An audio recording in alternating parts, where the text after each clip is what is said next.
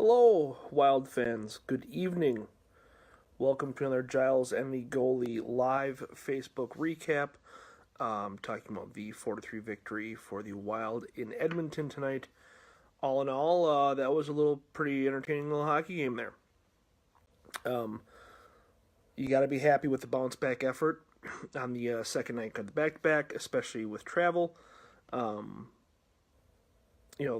was probably plenty of room for concern after the loss last night. Lord knows Wild fans enjoy the sky falling. So it was good to see, maybe not the best team effort that we're going to see out of this team all season long, but at the very least a winning effort. And probably the most important thing, you saw some finishing skill out of this team tonight. They didn't fire a lot of shots. They got outshot pretty handily, in fact. But, you saw some, not often do you see the Wild be the punching Judy that makes it work. But they did tonight, so that's definitely a net positive. Alex Stalock to start net, decent game out of him. I don't think that it was, I think he was tested enough. But the shots, probably a little misleading, as Michael Russo may have mentioned tonight on Twitter. But he looked pretty decent. He obviously gave the team an opportunity to win. That's all you can ask for to your backup goalie. So that was good. Defense obviously had its miscues. For what it's worth, last night, I think the team played pretty well and also had some defensive miscues. So that's going to be the difference between this team winning and losing is going to be kind of limiting those defensive miscues, night in, night out. Tonight, just a handful of them, and McDavid walking around Suter. What can you do? That's Connor McDavid. So it is what it is. But luckily, the defense was able to contribute to some scoring, and you've got some nice goals.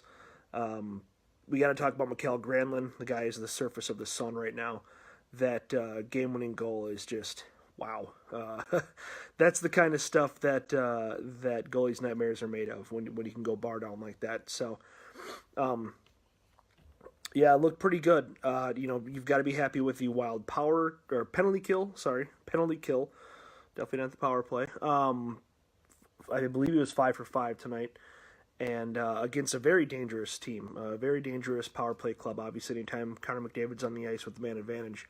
If you can keep him off the score sheet, that's huge. So, I think that it's worth being content with. I don't think that this win tonight is anything that you're going to want to mark on your calendar. I'm not a huge believer in Edmonton, especially outside of Connor McDavid. I think that team has its fair share of flaws, and you kind of saw that tonight. They were able to put a lot of shots on Alex Stalock, but they weren't really able to connect on anything. Outside of the McDavid breakaway and some other, and a couple of, crowded in front of the net goals. So, on to St. Louis this Saturday. The Fightin' Yos are struggling, and so I think that's going to be an interesting one. Another long layoff for this team.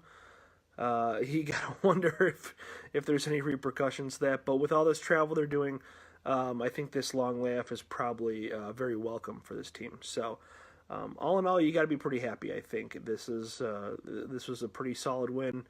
On the second night of a road back-to-back, they just had a winning streak snapped.